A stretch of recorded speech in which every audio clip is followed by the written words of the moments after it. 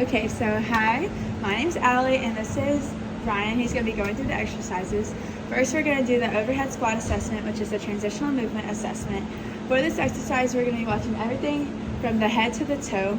So for this, you're going to make sure the client's shoes are off, which they already are, and you're going to start with your feet facing forward with the insides of your foot parallel to each other and armpit width apart.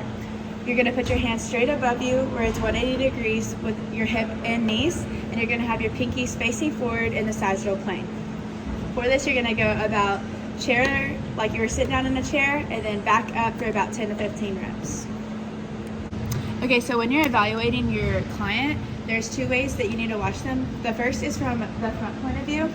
So we're going to have Brian go ahead and start with your toes facing forward and your hands up. Okay, go down.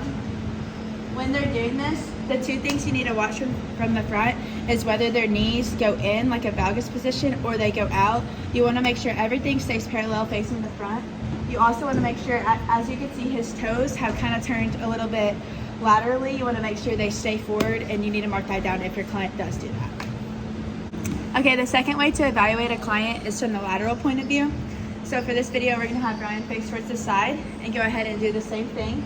But this time, we're watching everything from the side. So we really want to make sure the arms stay in the sagittal plane and are not too far ahead. And they stay 180 degrees with the torso and knee. We also want to make sure that we want to watch the lower back and pelvis, making sure there's not excessive arching in the lower back and that everything stays parallel from head to toe. Okay, so the next one we're doing is waist circumference. This is a body composition assessment that you can use to track your progress across time and to set goals. So for the waist measurement, you're going to try to find the narrowest part of the torso. You can use the belly button, but you really want to make sure it's the narrowest part that's usually right above the belly button. So once you find that, you're going to have your client hold it right there. You want to keep it level all the way around and not place too much tension on it where it's too tight, but also not make it loose. You also want to make sure they're relaxed and not sucking in. And once you get that number, you write it down. You also want to make sure that when you measure this across time, you keep it consistent and you do it the same way every time. Okay, so next we're going to do the push-up test. This is a muscular endurance test. So for this test, ideally you would go for about 60 seconds and write down how many they get. But if they break form, you're going to have to stop them and write down the number they got. So for this test, you're going to do a normal push-up. Your hands are going to be slightly wider than shoulder width. You're going to keep your shoulder tucked in and your hips down and flat. And your elbows are going to go about to 90 degrees and back up. Okay, so we're going to have Brian get down with his hands a little bit wider than shoulder, keeping it flat all the way down and their head a little bit tucked. Go to about 90 degrees in the elbow and back up. Good. And since he has good form, I would let him go for the full 60 seconds and count how many he got. Okay, so the next test we're doing is called the push test. So for this test, you can either use cables or tubes, but for this, we're going to use the cables, and you're going to make the load amount that you can do about 10 reps, not too difficult, but not where it's too easy. And you're going to start at a staggered stance with one foot out in front of the other, and your elbows at 45 degrees. And you're going to push out and then come back for about 10 reps, keeping everything neutral and stabilizing your core, torso, everything.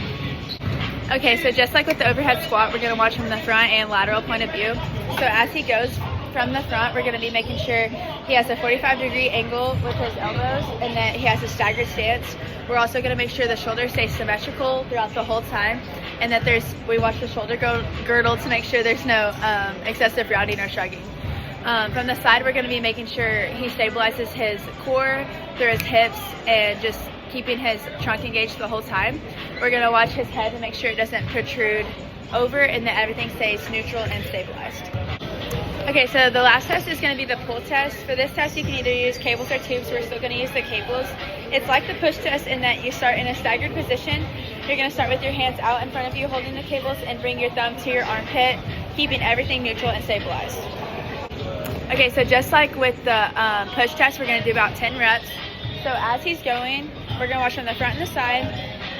For this one, we're going to really watch the core, making sure it's being engaged. We're also going to watch the lower back and making sure it's not arching too much. For this one, we're going to watch the shoulder girdle and the scapular, making sure there's not a lot of tipping.